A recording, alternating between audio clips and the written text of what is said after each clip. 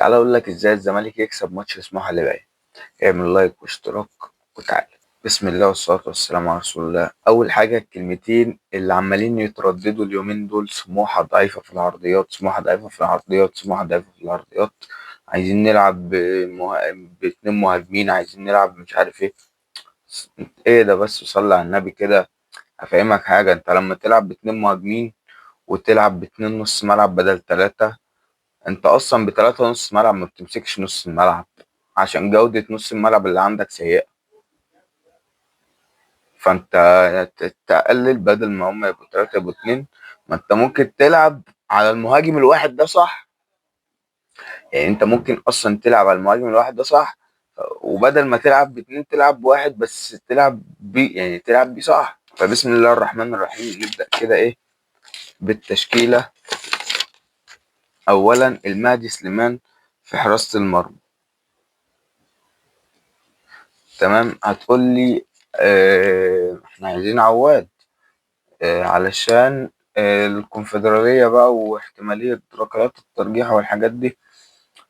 مش هتفرق، عواد والمهدي سليمان برضو. المهدي سليمان حلو في ضربات الجزاء.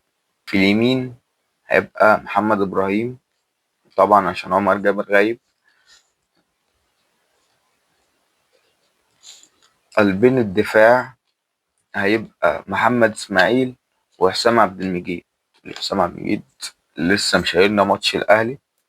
عادي يا جدعان، يعني جل من لا يسهو. يعني فيها ايه يعني لما يغلط في ماتش؟ يعني وايه يقعد يعمل لك اول ما يغلط غلطة خلاص، او يا عم غلطتين خلاص؟ لا، حسام عبد المجيد بيفرق برضه. فاهم؟ حسام عبد المجيد ياما كسبنا ماتشات. حسام عبد المجيد كواليتي حلو. يبقى معانا حسام ومعانا محمد ابراهيم. الباك الشمال هيبقى بنتايج. تمام.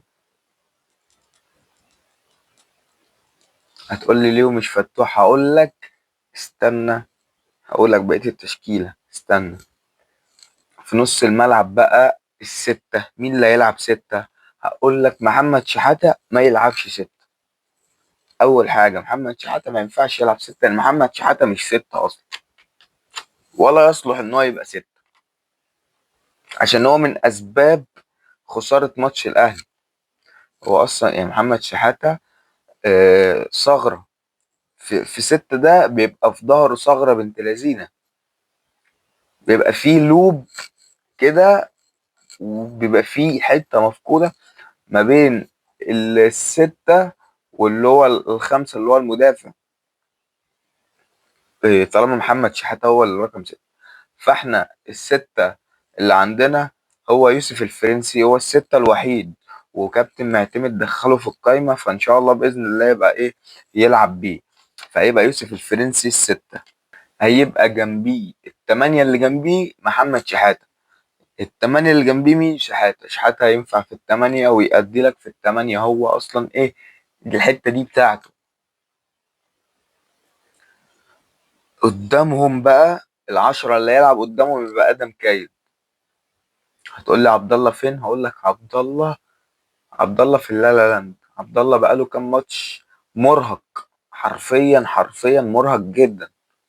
فانت محتاجه في نهائي الكونفدرالية، فريحه شوية، يعني ريحه الماتش ده. هتقول لي هو ده ماتش يريح فيه؟ هقول لك يريحه دلوقتي، وادم كايد مش وحش، يعني انت مش هتحس فرق كبير لو ادم كايد دخل في الماتش. ريحه دلوقتي ويلعب بيه ماتش الكونفدرالية اللي هناك. طبعا يمين بزيرة، شمال فتوح، وراس الحربة هيبقى عدي.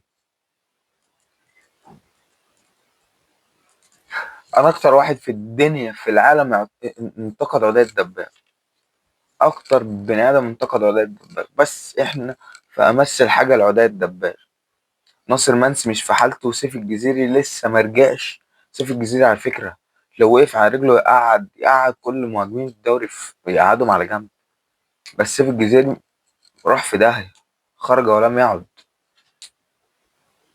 فانت عدي الدباغ احسن الوحش، يعني احسن واحد في الثلاثة دلوقتي. ناصر برضو مش في فورمته، بدأ يأنن وبدأ يفكر في نفسه، فده بوظت الدنيا. ناصر بعد عن المنافسة. هتقول لي طب وايه فتوح ده؟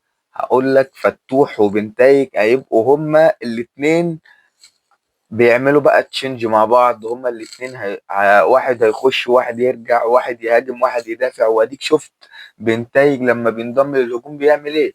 خد ضربة جزاء قصاد الاهلي. بنتايج سريع، بدل ما تنزل شيكو بنزا وتقول لي سريع، طب ما بنتايج سريع وفتوح حريف. يعني الاتنين هيعملوا ميكس جميل قوي مع بعض، يعني احسن من ميكس الفراولة.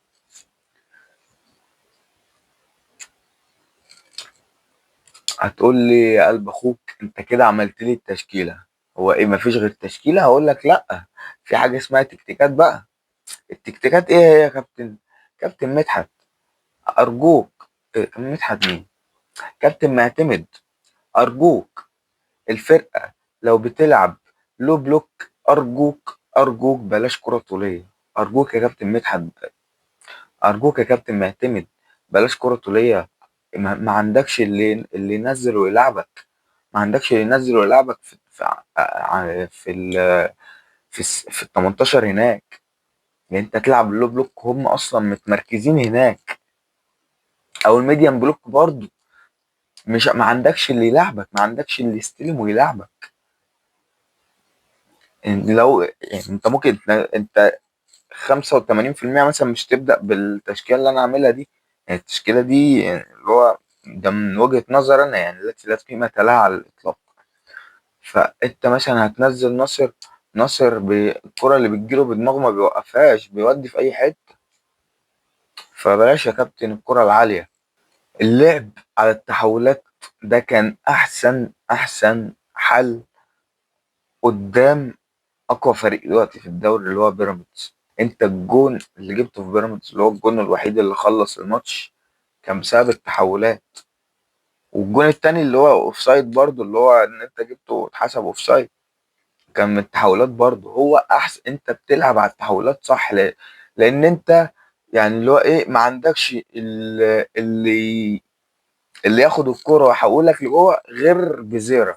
يعني اللي ياخد الكرة ويدخلك جوه غير التحولات، بره عن ان هو المرتدات والحاجات دي. اللي ياخد الكرة ويدخلك بيها لجوه مفيش غير بزيرة. بزيرة بقى بينزل كل ماتش واحد في مان عليه، في واحد في امين شرطة بيبقى عليه، كل ما يتحرك يديله بالقلم. بزيرة بقى خلاص، يعني بقى بيعملوا عليه امين شرطة، كل ما يتحرك يضربه. فانت يعني حاول اسحب اللعيبه، اسحب برضو. على فكره سموحه فريق غلس غلاسه غير طبيعيه. انت شفت لعب قدام الاهلي ازاي، ولعب قدام بيراميدز ازاي، ولعب قدامك انت ازاي في الدور الاول. فانا طبعا ده رايي المتواضع، يعني الذي لا قيمه له على الاطلاق، ولن يغير اي شيء في اي حته في اي مكان. بس كده، لو عجبك الفيديو دوس لايك، اشترك في القناه لو انت مش مشترك. آه صلي على النبي، بص حواليك كده واحمد ربنا على النعم اللي معاك دي. سلام.